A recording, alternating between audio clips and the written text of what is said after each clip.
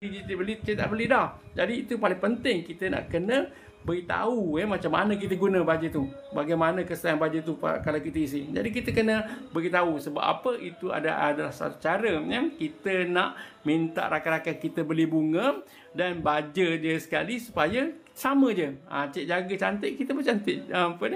Kita pun jaga pun cantik juga. Sebab itu macam kami apatah lagi, sebab yang ni aset paling penting sebab kebanyakan pokok yang ada kat kami ni, ada masa yang orang tak beli, dia akan habis bunga. Jadi kami akan kerat balik. Kami akan baja dan lepas tu dia akan berbunga, kita akan jual balik.